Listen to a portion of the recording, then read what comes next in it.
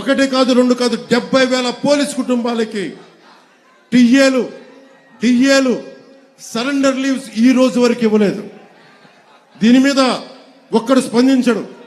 పోలీసుల శ్రమశక్తిని కూడా దోపిడీ చేసేవాడు జగన్. ఇలాంటి వ్యక్తి ఇంకొకసారి అవకాశం ఇస్తే మీరు ఏం జరుగుతుందో మీరు ఆలోచించండి. మేము రోడ్ల మీదకి వచ్చి కొట్లాడాల్సి వస్తుంది. మీ భవిష్యత్తు కోసం ఉన్న ఇక్కడ మంత్రిని చూశారు, సివిల్ సప్లైస్ మంత్రినే.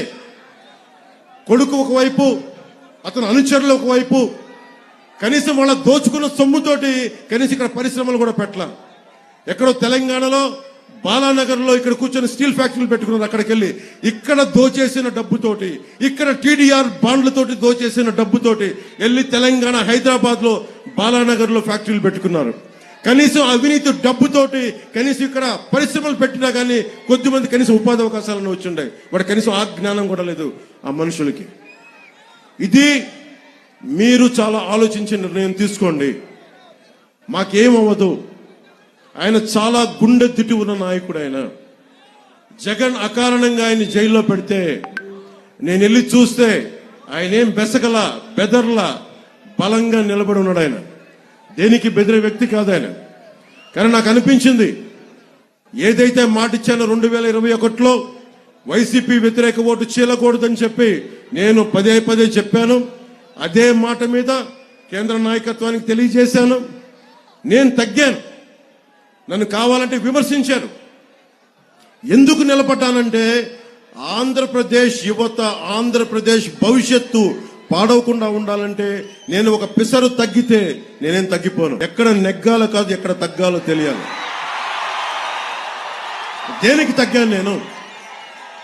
ఇక్కడ అభ్యర్థిని అనౌన్స్ చేసిన తర్వాత కూడా ఎందుకు తగ్గాల్సి వచ్చింది అంటే, మా వాళ్ళు ఒకళ్ళు తగ్గుతారు కానీ మీరు గెలుస్తారు, మీకు ఉపాధి అవకాశాలు వస్తాయి. అది దృష్టిలో పెట్టుకుని నేను తగ్గాను తప్ప పార్టీని తగ్గించాలని కానీ కూడా కాదు. ఎందుకంటే 4 దశాబ్దాలుగా ఒడిదుడుకులు తీసుకున్న వ్యక్తి, ఆయన అనుభవం కావాలి. అలాగే నేను ఎక్కడ సమస్య ఉన్నా, ఉదాహరణకి ఉద్దానం కిడ్నీ సమస్యకే 2014లో ఆయన మీద నాకు ఉన్న గౌరవం ఏంటంటే, 2014లో ఉద్దానం కిడ్నీ సమస్య అప్పుడు గుర్తించి శ్రీకాకుళం వెళ్ళి నేను తిరిగితే ఆయన దృష్టికి తీసుకొస్తే 24 గంటలు తిరక్క ముందే మొత్తం ఉన్నతాధికారులు బృందాన్ని పిలిపించి మంగళగిరిలో కూర్చొని, క్యాంప్ ఆఫీసులో కూర్చొని మొత్తం ఏం చేయాలని చెప్పి వెంటనే తక్షణంగా దానికోసం ఒక రిలీఫ్ ప్రోగ్రామ్ చేశారు. వెంటనే ఏమే రెమెడియల్ మెజర్స్ తీసుకున్నారు. అందుకనే ఆయన అనుభవం నాకు మనకి రాష్ట్రానికి కావాలి.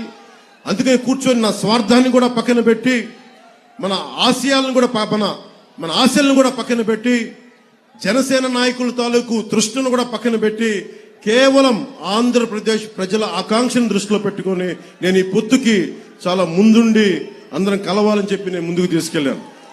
మీరు బాగుండాలని చెప్పి. మీకు ఈ వ్యక్తి నేను నా నోట్లోంచి ఉచ్చరించేంత స్థాయి కూడా లేదు ఈ సివిల్ సప్లైస్ మంత్రికి. ఇలాంటి మంత్రుల్ని, ఇలాంటి అభ్యర్థుల్ని, ఇలాంటి రాజకీయాల్లోంచి తన్ని తగలేసేయాలి బయటికి. గోస్తని నదిలో కలిపేయాలి ఇలాంటి వ్యక్తుల్ని.